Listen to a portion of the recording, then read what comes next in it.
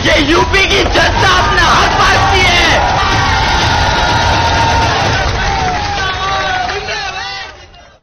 मैं हूं फरमान अब्बासी।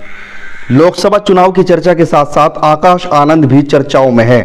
आकाश आनंद में भले ही मायावती ने मैच्योरिटी न होने की बात कहकर बसपा से नेशनल कोऑर्डिनेटर व उत्तराधिकारी के पद से हटा दिया हो, लेकिन उनकी लोकप्रियता लोगों में बरकरार रहेगी, क्योंकि आकाश आनंद ने इस चुनाव में पहली बार कमान संभाली और पहली बार में ही बीजेपी की बखिया उधेड़ कर रख दी।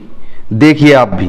सरकारों ने, भाजपा की सरकार बुलडोजर की सरकार नहीं, यह आतंकवादियों की सरकार है। अपनी आवाम को गुलाम बनाकर रखा है। ऐसी सरकार का समय आ गया है अब खत्म होने का।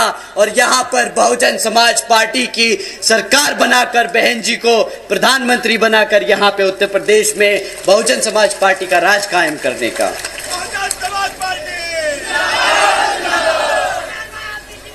साथियों, अगर हमारी बात थोड़ी ज्यादा छुप गई हो और इलेक्शन कमीशन को लगे कि हमें तालिबान नहीं बोलना चाहिए था या भाजपा को आतंकवादी नहीं बोलना चाहिए था, तो हम उनसे दरख्वास्त करेंगे कि यहां उतर के आके देखें और गांव-गांव में घूमें और पता करें कि यहां के जो बहन बेटियां हैं, जो हमारे युवा हैं, वो किस हालत में जी रहे हैं। वो खुद समझ जाएंगे कि जो हमने कहा वो गलत नहीं, वो सत्य है, वो सच है, वो हमारी आवाम आज जी रही है। साथियों, रोजगार पर एक और टिप्पणी करी थी आदरणीय प्रधानमंत्री जी ने।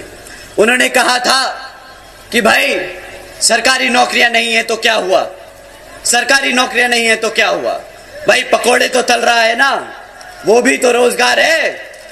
अब आप ही बताइए, इतनी पढ़ाई लिखाई कराकर अपने बच्चे को आप पकोड़ा तलवाएंगे क्या? बहुजन समाज पढ़ा लिखा समाज है, वो पकोड़े तलने के लिए नहीं पैदा हुआ है, वो यहाँ अपने भारत की संविधान। इस बयान के बाद मायावती ने न जाने किस दबाव के तहत ये कहकर कि अभी परिपक्वता नहीं, इसलिए पद से हटा दिया गया। चुनाव प्रचार से भी आकाश आनंद को दूर कर दिया गया, मगर इससे उल्टा लोगों में मायावती की नकारात्मक छवि बनी है। क्योंकि भले ही मायावती आकाश आनंद को मैच्योर न होने की बात कह रही हो, लेकिन जनता की नजर में आकाश आनंद इस चुनाव में बसपा में ऑल इन वन नेता दिखे। पूरे चुनाव में लगातार भाजपा पर किस तरह हमलावर रहे, ये देखकर कोई भी नहीं कह सकता कि आकाश परिपक्व नहीं। आप भी सुनिए। ये यूपी की जनता अपना हक मांगती है।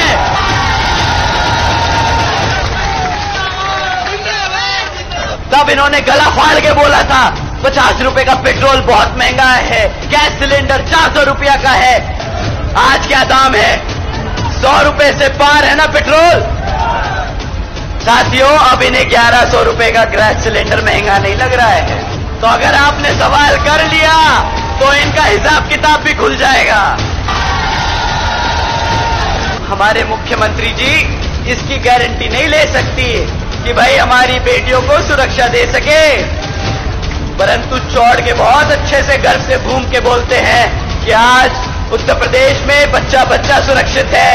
अरे भैया, भूखा मार दिया, सुरक्षित बचा कहां से वो? ये अगली बार ये आप लोगों के बीच में आएंगे ना, तो ये जो आपको राशन का थैला थमाते हैं, वही खाली थैला इनके मुंह पे मार के फेंक। बहुत कर ली, बहुत नाटकबाजी कि ये जो अग्निवीर योजना के तहत तुमने हमारे युवाओं के साथ मजाक करने का काम किया है, तो उसका जवाब कहां है? 4 साल के रोजगार के लिए आपको 10 साल तक सत्ता में रखा गया। सच्चाई पर गौर करें तो मायावती आज भी लिखी हुई बातें बोलती है, लेकिन आकाश शेर की तरह दहाड़ा, जो कल का भविष्य भी दिखने लगा था। बहरहाल अब लोगों में चर्चा है कि जो भतीजे की नहीं वो और किसकी होगी। ऐसे ही लेटेस्ट मुद्दों को सुनने के लिए जुड़े रहिए हमारे साथ। जो नए हैं वो सब्सक्राइब करना ना भूलें।